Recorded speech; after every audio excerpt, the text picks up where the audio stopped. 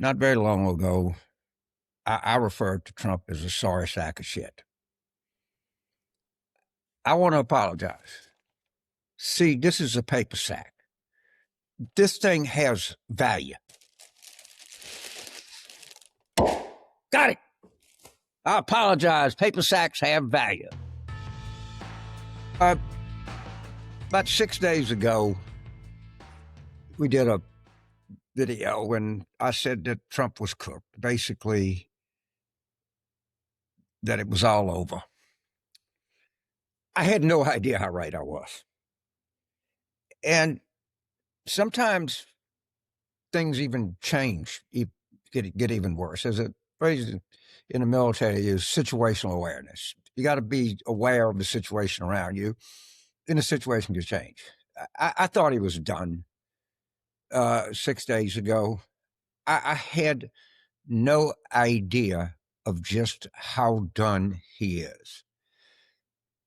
Let's sort of just go through some of the things, and things are happening so fast. I can't get them all right in sequence here. But all right, we've had the Susie Wiles. I don't know what you call it.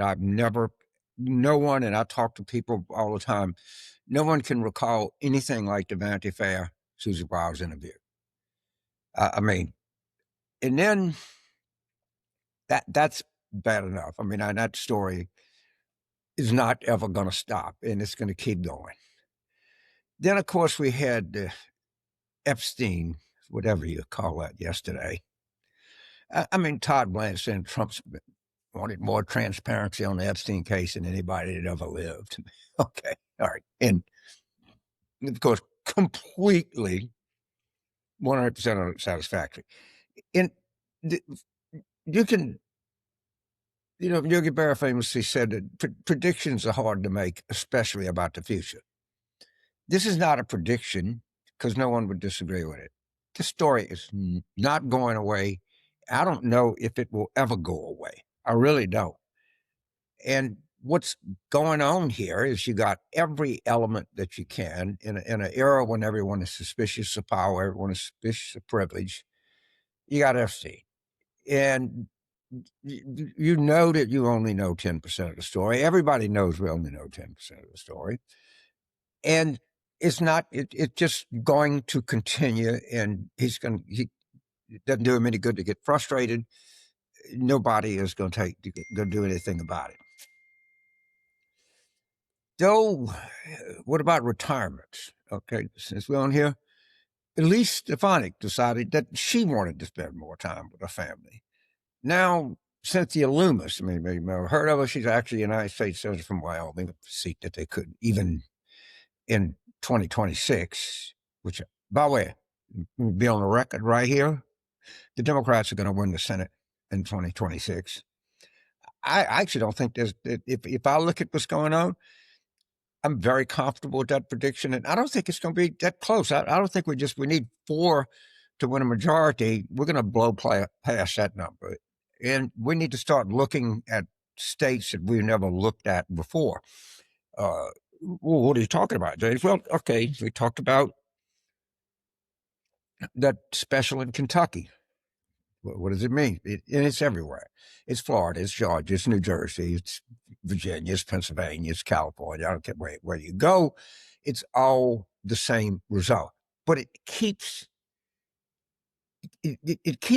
rolling in ways that in the last week, I mean, we knew that he was in trouble. We knew that they were way behind. We knew they were losing. But we couldn't comprehend the magnitude of what's happening now. And we always like, particularly somebody my age has been around a lot, we always like to go back and think of a similar thing. And, we had bad off-year elections before in 14, 6, 94, I don't know, could go on and on and on. But I don't think we're going to see anything like this. And I'm not just talking about the Congress, the Senate. I'm talking about the city councils, mayor's race, state legislative race, the legislative county auditor, the sheriff, the commission, I don't care what it is. It's everywhere. And people are just don't give a shit. It's just, if you have an R after your name, they're voting against you. It's all they can do. And I can't blame them because they're frustrated, they're angry, and they don't know how, and that not much way that you can express yourself in a way that consummate with the way that you feel, other than going out and voting against some Republican somewhere. It doesn't matter. It does not matter. It hasn't mattered.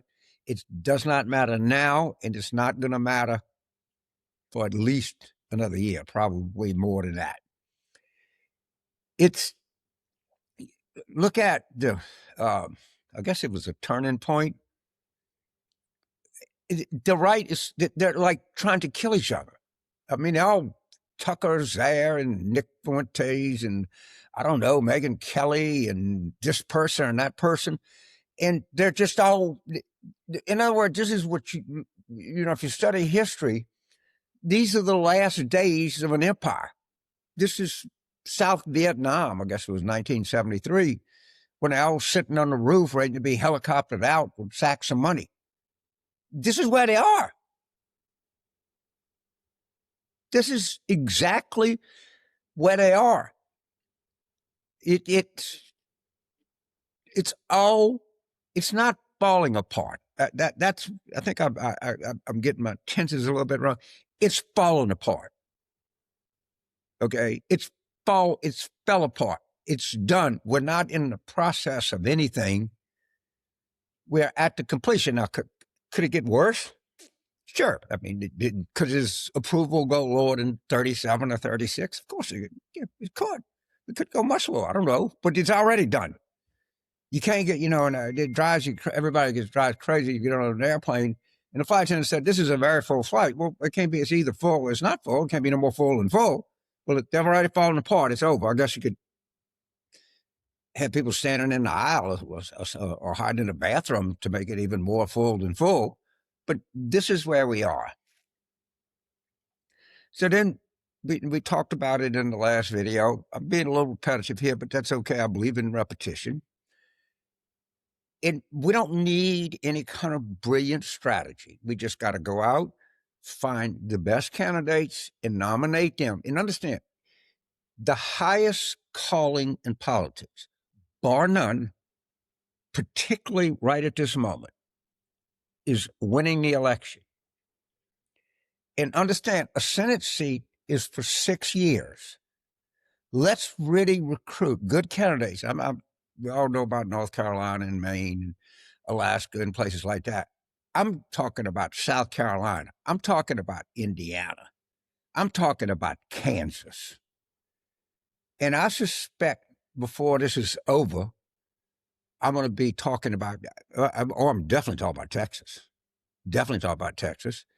Definitely going to be talking about Florida. But I have to go.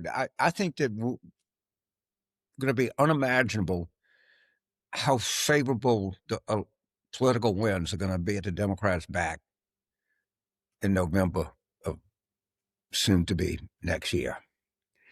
But just understand this. We have one purpose and one purpose only, and that is to win this election.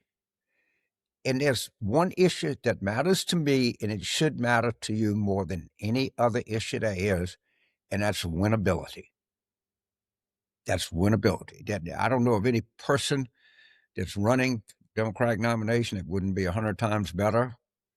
But I don't care if I agree with a candidate 98% of the time, and that candidate has a 70% chance to win. I agree with a candidate 87% of the time, and that candidate has a 74% to win. Well, this is easy choice. I'm going with the candidate that I agree with less, but has a better chance to win.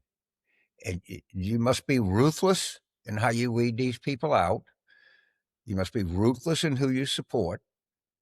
And there's time to be strategic and to pick and choose. I don't think we're in that time now. I think we throw everything we can we get as many candidates running in the most improbable races you can think about. Yeah, we'll get a great candidate in North Carolina. We don't win that. I think probably won by double digits. And so before I leave, I have an apology to make. Sometimes we defame people or we defame objects, and we at the time we're doing it, we don't realize that we're doing it. And then we go back and we think about it, and you say, well, you know what, I should have said that. Not very long ago, I referred to Trump as a sorry sack of shit. I want to apologize. See, this is a paper sack. This thing has value, right? A tree fell to make this. Somebody in a paper mill made it. Somebody transported it. Somebody took it to the Winn-Dixie. I don't know, to whatever, to Walmart. And a paper sack has value. Now, the shit in it doesn't have any value. In fact, it's less than value because you got to get rid of it. You got to put it in a sewage treatment plant. So to paper sacks everywhere, I want to tell you from all sincerity, I apologize for using you in a comparison to Donald John Trump. Because my friend, you brown paper sack, the little ones we used to, we'd put the long neck beers in there and you'd call them a preacher sack. And I was Catholic, so it didn't matter. We drank beer. But my Protestant friends, they didn't want the preacher to know they were drinking beer. So they would put it in a small paper sack. So it even had more value because it could hide your long neck from the preacher. So I really don't want to take this time to apologize to paper sacks everywhere. And I kind of like paper sacks. You know, sometimes we used to do this when I was a kid. I don't know if I can still do it. Got it. I apologize. Paper sacks have value. Thank you.